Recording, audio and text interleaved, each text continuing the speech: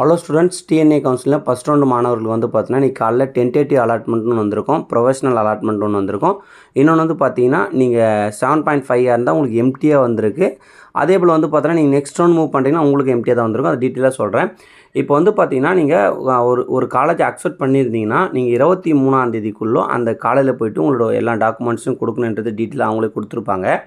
அதே போல் வந்து பார்த்தீங்கன்னா அக்செப்ட் அண்ட் அப்வேர்டு கொடுத்தவங்களும் அதே போல் வந்து பார்த்தீங்கன்னா இங்கே டிஎஃப் சென்டர் எந்த டிஎஃப் சென்டர் போகணுன்றது நீங்கள் நியரஸ்ட்டு கொடுத்துருப்பீங்க. அந்த டிஎஃப் சென்டருக்கு போய்ட்டு நீங்கள் உங்களுடைய டாக்குமெண்ட்ஸ் கொடுத்து அதில் பேமெண்ட் கட்டுற போல் இருக்கும்.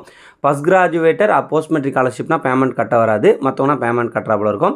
அதே போல் உங்களுக்கு இப்போ காட்டுற பாருங்க, இது ப்ரொஃபஷனல் லெட்ரு. இது வந்து பார்த்தீங்கன்னா உங்களுக்கு ஒரு காலேஜ் நீங்கள் ஏற்றுக்குனீங்க, அந்த காலேஜ் நீங்கள் எவ்வளோ பேமெண்ட் கட்டணும், என்னைக்குள்ளே கட்டணுன்றதை வந்து பார்த்தீங்கன்னா உங்களுக்கு டீட்டெயிலாக போட்டிருப்பாங்க. நீங்கள் வந்து பார்த்தீங்கன்னா காலேஜ் நோக்கி பயணிக்க வேண்டியது அக்செப்ட் அண்ட் அப்வேர்டு கொடுத்தவங்க வந்து பார்த்தீங்கன்னா டென்டேட்டிவ் அலாட்மெண்ட் வந்திருக்கும். டென்டேட்டிவ் அலாட்மெண்ட்னா நீங்கள் டிஎஃப் சென்டருக்கு போகணும். நீங்கள் டிஎஃப் சென்டருக்கு போய்ட்டு பேமெண்ட் கட்டிட்டு நீங்கள் இது பண்ண வேண்டியதான், ஓகேங்களா. அதுக்கப்புறம் வந்து பார்த்தீங்கன்னா இந்த 7.5ல் அதேமாதிரி அக்செப்ட் அண்ட் அப்வேர்டு கொடுத்தீங்கன்னா வந்து பார்த்தீங்கன்னா இன்னும் எதுவும் வரல. அதோட சொல்யூஷன் வந்து பார்த்தீங்கன்னா கவர்மெண்ட் அப்டேட் பண்ணணும்னு நினைக்கிறேன். டிஎஃப் சென்டர் போனாலும் அதோட சொல்யூஷன் தெரியல.